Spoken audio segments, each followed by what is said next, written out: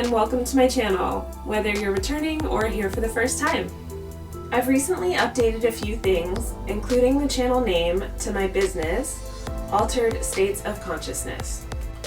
On this channel, we'll be discussing ways to shift your consciousness to higher states, as well as Kundalini yoga, meditation, and breathwork tools to help you with daily life. And speaking of shifting consciousness, that brings me right into today's topic: what is the shadow?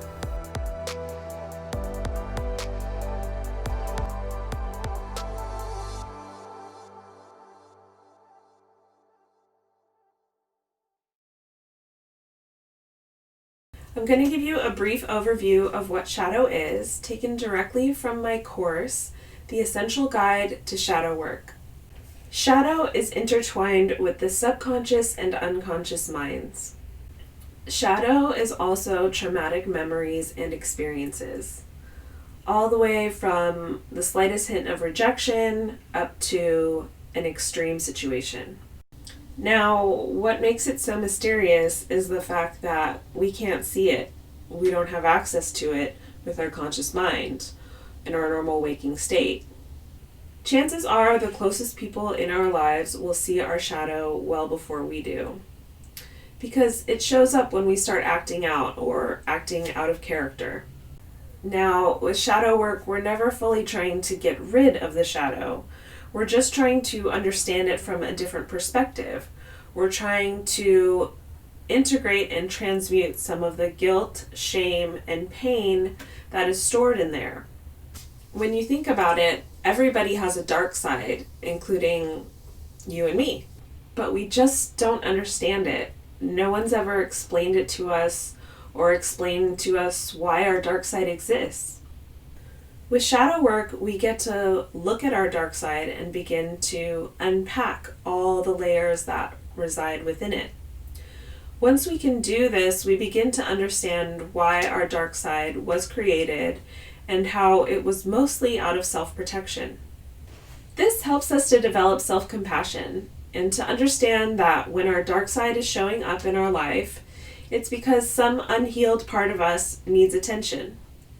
To understand the shadow, we also need to understand the ego. The ego is our sense of self. We've been developing the ego since we were children. The ego is our ideal sense of self. It is who we would like to project outward into the world. So once you understand what the ego is, you can therefore understand that the shadow was all the parts of ourselves that were then rejected by the ego. Now, because the ego is desperately trying to reject these aspects of self and deny they exist completely within us, we usually project our shadow onto other people.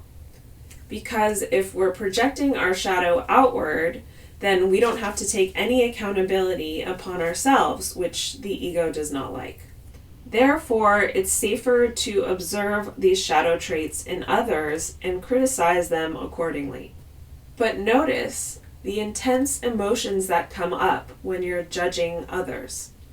Frequently, you're judging an aspect of yourself that you have been denying. So what are some other ways in which shadow may show up in your life? The first may be in your exaggerated feelings about others, or perhaps in negative feedback from others who serve as mirrors.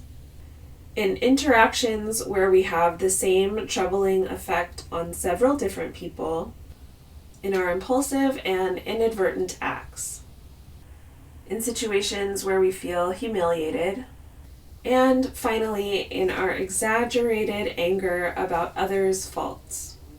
In our next video, we're going to discuss shadow work, and I'm going to guide you all through an exercise to help you meet your shadow. Thanks for watching. If you enjoyed this content, please like this video, subscribe to my channel, and share it with a friend. See you in the next video.